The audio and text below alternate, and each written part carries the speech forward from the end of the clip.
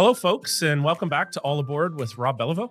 I'm Rob Beliveau, here coming from the studios in Halifax. And the guest we have today is somebody who I first came in touch with back in around January, March of 2023. So this is going back in some of the earlier years of Neon Train. Rozalyn Werner-Arcé, Executive Director of the Ontario Public Buyers Association. We'll call it OPBA today for short. Roz, welcome to the show.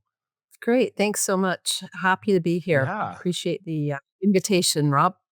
hard to believe January, March of 2023, and now we're into December 2025, and we're going to talk about a bit of the journey. But before we do, why don't you tell us a little bit about who Roz is and what your role and job is with OPBA? Sure. Thanks. So, as you said, I'm the executive director here at the Ontario Public Buyers Association.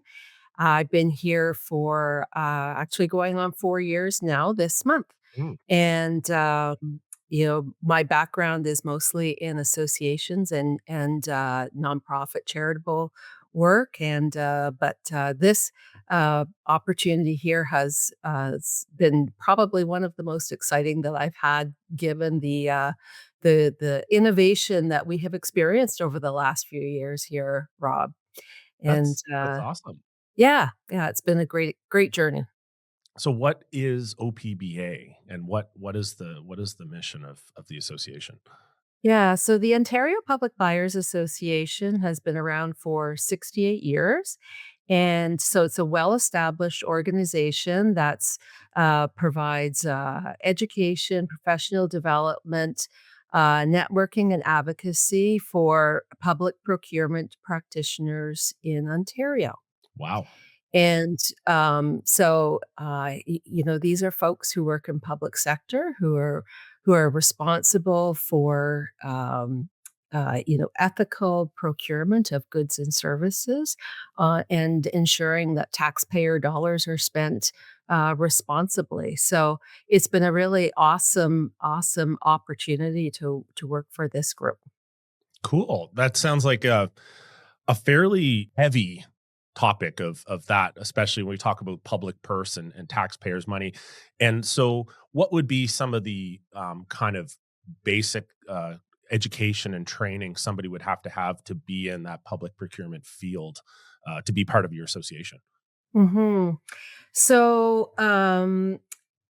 for a lot of the positions, it's kind of funny with public procurement. There's no one who grows up saying, I would like to be a public procurement professional. So really, it's a lot of people. Most people will tell you they fell into it. They Yeah. will perhaps have been working for a public sector entity, and then opportunities come up. More and more folks are entering the profession with a supply chain diploma or degree, or business diploma or degree. And more we are starting to see on job postings requirements for OPBA's Principal Certificate Program, or Hmm. certifications in CPP, CPPO, or the NIGP CPP. So I would say, like, there is definitely they're looking for criteria for folks to have some basic skills coming into the profession. Well, maybe after today, this podcast will spark a whole new generation of people who want to be public procurement Wouldn't that be specialists. wonderful? I'm telling you. How's that for the goal? We're Yeah, lots of opportunity. Yeah, for sure. cool. So you kind of played into my hands for where we're going to go for the next question. When you talk about the uh, the the principals program, the certificate, and enter in Neon Train here in a few minutes. For our listeners, know commonly the thread that ties us all is Brightspace by D2L, and you're a client of Brightspace and D2L. You have their system, and prior to meeting Neon Train, you were delivering the principals program. What did that program look like before we talk about the online transformation? Sure. So, like a lot of other organizations and associations, we were delivering our education in person, and then that little situation called COVID happened. Yeah. And Yeah. so, the board, had the organization had to pivot, and they were offering their courses. So we have the Principles of Effective Public Procurement Certificate program, and it involved 5 main courses. And so the instructors were offering the courses in person, and then they were offering them in Zoom through after COVID, and they were 6 hours of Zoom, so 2 3 broken down into 2 3 hour sessions. Wow. Yeah, we we talk about COVID being, a forced disruptor in our world for so many things, and certainly with education, we saw that shift. So you had this program, and it was being done all instructor led, so assumingly fairly time consuming on the instructors. And then you decided you wanted to look into leveraging the platform you were using for examinations to do the actual teaching, some of the teaching and deliverables of your program. Ho When you thought about that new initiative, that project, did you feel like you were staring up a mountain? How were you feeling when you get this new kind of mandate or this suggestion from your board that you should look at getting your courses, converted to something online, whatever that looks like? So it started as a couple of different reasons. One is when I first joined here, I wanted to understand the profession better. And so I took a couple of our courses. So I sat in on those Zoom courses. And and also when I was hired, the board had said it was a volunteer driven organization prior to my starting. The board ran the organization with some assistance from a couple of contractors, and they realized that there were no other associations like OPBA in the country. Oh, wow. And and our education, was really making a difference in Ontario. And so, when I was hired, the board said, "We wanna go national." We didn't really know what that meant at the time, but we wanna go national. So then once I got here and I started to dive in a little bit more, I thought that there's got to be a way for us to utilize our education as an opportunity to expand our or broaden our reach across the country. How was I feeling about that? I'm not gonna lie. It was a little overwhelming and intimidating. What did I know about broadening our reach through education using a learning management system. Not a lot. I'd had a little bit of experience at a previous opportunity, but nothing with the capabilities of Brightspace, and how to take an existing course and transition it was beyond my capacity. So I Yeah. knew we needed help. Well, often these transformations are, not often, all the time. They're only really possible with executive leaders, stakeholders that are, behind it and support it. And I can say from working with you from back in 2023 till now, your program would not be where it's at now, which all the listeners are probably wondering, what is this program now? What is he talking about? It wouldn't be without all of your executive support. So, now you found out about a company called Neon Train through other consultants. You had this idea to get online. You wanted to get all the material that was face to face done in an online system, and originally wanted that to be completely self sustaining in a system with little to no um, instructor involvement, what we would call asynchronous and self paced. You meet Neon Train. Neon Train does some assessments, starts working with you. Those initial months of trying to understand what you need and want and what's truly effective. How did that beginning of the transformation feel for you as you were being led down a path of actually doing the transformation? Yeah. So you're absolutely right, Rob. I came into this thinking, oh, if we want to take it across the country, we want to make it accessible to anyone, anytime. And so it all needs to be asynchronous. It all needs to be recording so people can access it. And then it was through conversations actually with you Mm. and our lead of the principals program, Michelle Rizulis, that led me to realize that there certainly is value in that, but that we wanted to look at a blended learning model, so that our learners still had the opportunity to interact with instructors, and all of our instructors are public procurement professionals themselves. They're active. They're in roles. They're in leadership roles, and so our learners really wanted to have those conversations with them, to engage, to hear about those real life experiences. And so if we went asynchronous, that just wasn't going to happen. Yeah, it would have it could have happened. It would have taken a lot of work to try to capture what, and we talk about this a lot in the podcast, the storytelling, the real life examples, the scenarios, to Hmm. get that all in a course with enough interactivity that learners can actually, exercise and practice with the material. It does become more of a challenge. We're going to fast forward to the results right now, and then we're going to go back and kind of dissect those. So the program is now blended online. The five, actually six or seven courses have all been built. They've started to been executed. What are learners saying about the course right now, and what are the instructors saying about the course that was built? Yeah, so our learners love it. They love it. They really like being able to learn on their own.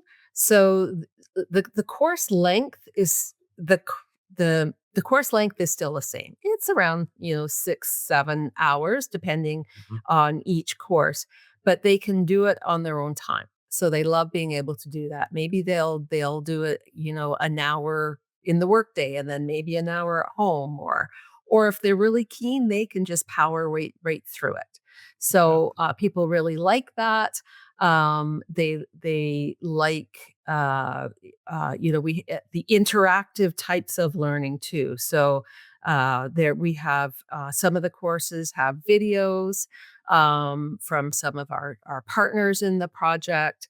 There's readings, there's quizzes. So, adding in all those layers makes it more engaging for learners as well. So overall, learners love it. Instructors, I'm not going to lie, there's a learning curve, and it's been really different for their role has changed. But again, like I think they're really liking the opportunity. And we've seen, I can think of one instructor particularly who I thought, oh, once he gets a look at this, he's just going to say, that's it, I'm done.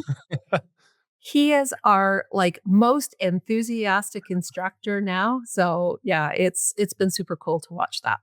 Yeah, and for us helping you build it and working with you, it's been really cool to see that transformation. And you've had really high pass rates of the course, really good learner success. Even some of the statistics, while you're saying 7 or 8, some people are spending 17 and 18 hours, which tells us that they're consuming more. And this is an effect that we've seen in classrooms for many years, where a lot of people, they have that question. They won't put their hand up in front of their peers and ask it for fear of being embarrassed or being looked down on. But when you're in the safety of an online learning course, you can go back and look at as much as you want whenever you want, and nobody's looking over your shoulder. And it does allow learners to engage with the content, much more. And one of the things that I would certainly commend you and the team on is working with us is providing enough content and assets to have those different modalities within the course, whether it be text readings, video readings, case studies, and scenarios. That's really important to have an organization value that as part of the educational mix, because it is going to create for better learning experiences for the learners, which I think we've seen.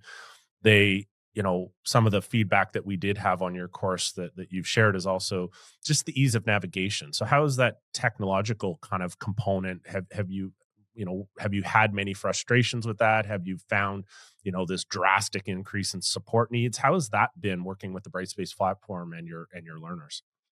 So that's actually been really interesting. I would say that we probably anticipated that the support needs, especially in the beginning, were gonna be higher than what it actually has turned out to be.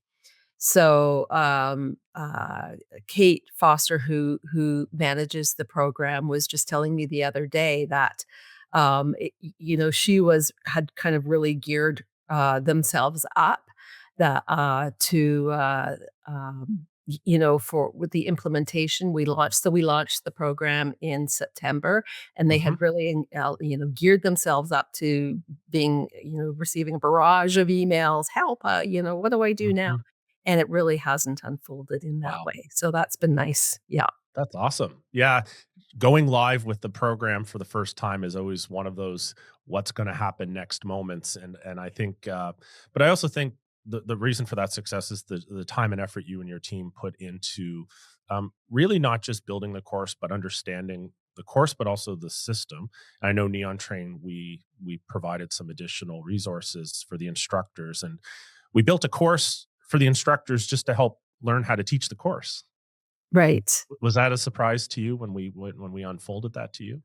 I wasn't, expecting it, so that was really nice, and appreciated, and I think, particularly so once a month, we held check-ins, sessions for instructors, Mhm. and, some took advantage of it and, came prepared and with their list of 10 questions about what do I do about this? How do I manage this? And I think that it has really helped smooth the way for the instructors as well. That's, that's what we need for the program to be successful is everyone coming to the table and helping each other, and I think that's a really cool, you've built a community of practice now, really is another kind of one of these, yes, you built a course, you built a program, but now you have a community of practice of instructors that are willing to be, vulnerable and put those questions out, which I think is truly, truly incredible. When we think about this experience, we always like to leave our listeners certainly with some, some learning or some education from the podcast. If you were speaking to another, executive director or leader in a non-for-profit or charity who's considering, you know, um, revamping a program or building a program new to help achieve their mission, Well, what are the two or three kind of key things you would want to tell Roz from that other organization today that you now know from being on the journey with us for a couple years? I think the biggest there's 2 lessons really. One is you don't need to do it alone, that there are experts like Neon Train to, guide you through the process. So, quite frankly, we really placed a lot of faith and trust in you, um, and that, totally paid off, Rob. When I Thank you. think about where we were 2 years ago and, you coming to the board and making a presentation and the board being, they got 100% behind this project. And Mhm. so that's the other piece is that, build yourself a community of support. And so, we had Neon Train, but then we had Michelle, who was our lead volunteer, who helped transition the content. The board of directors, was 100% behind it. And frankly, like it's not free. It costs a Mm. lot of money to do this sort of thing, and so very lucky to be able to have some partners in the project like OECM and Bids and Tenders and Gordian, like, they stepped up to the plate and provided uh, not only the financial support, but some of them also provided content for the course as well. And so, again, that just enriched the program also. So, Mhm. yeah, don't do it alone. Build yourself a community. Yeah. Thank you for the kind words about, Neon Train and our team. We've got an awesome group of colleagues. I've got an amazing team that helps build courses like this for you and other people. You touched on funding there for a second, in our last few minutes before we wrap up. I think this is actually a topic that is quite interesting and innovative in a little bit about how you went about funding the costs to do this program. Can you tell our listeners a little bit about that and what that looked like? So again, prior to starting here, the organization didn't have any partners or sponsors. Public procurement needs to be seen as being free of influence and conflict of interest. And so we really started building from scratch. And so we reached out to some potential partners who we felt may have some interest in helping build a strong profession, and we worked with Hallmeyer to develop a program where they could become involved. They could become partners of OPBA, of this education innovation project, and out of that we formed a business council. So there's Mm. been lots of opportunities there for our partners to become engaged with OPBA, with the program, and we couldn't have done it without them. Yeah. Having a bit of a sponsorship model in a course is something that for us was definitely one of a first, but I think is a really interesting model that could be sustainable in lots of other organizations and lots of other industries. And Mhm. really, the touch point that I think is important for listeners, if you're contemplating that, is thinking about the conflicts of interest and the potential biases that brings, and just making sure you mitigate that risk and deconflict it. And then after that, it could be a very viable source. Absolutely, 100%. Yep. So you've got this transformation of this program. It's in your system. Learners are liking it. Instructors are liking it. You even had the surprise instructor who's all in. And we talk about drinking the Kool Aid. They've drank the Kool Aid. Um, what's next? Where are we going with this? Do you have an idea that the ROI, the return on investment, is there for this course? Is that going to leapfrog you to other courses, other programs? Where do you want to take this? Yeah, this is what's so exciting about transitioning to a learning management system, Rob, is it really opens up lots of opportunities for us. So we are going to engage with more partners to that now start to offer this program across Canada. Wow. And that requires us to make some changes too, because time difference, for Mhm. example. So, out west, they're 3, 4 hours. Out east, there's an hour time difference. So that gives us the opportunity to bring in some new instructors. Our live instructor times have typically been 9 to 12, or in the evening 7 to 9. If you're out west, 9 to 12, so it Yeah. becomes like 5 or 6 in the morning. I don't know about you, but not my best learning Nope. time. I don't think any good learning is going to happen there. Exactly. So, how can we're thinking about how can we be more flexible and adaptable, and we can't wait for people to come and say, from Alberta to say, "Hey, I'd like to take your courses." We need to create that ahead of time and let them show what it is that we can offer. We also want to make sure that our content now is as much as possible province neutral. Mm, yeah. We our focus has been Ontario, but we now need to look at making it province neutral. So it's the instructors, the teaching time, the marketing, engaging of new partners and instructors. Mhm. Now we're starting to think about what else can we offer? What else can we put up there? Yeah. So we have a lot of new courses, ideas, or they're in development.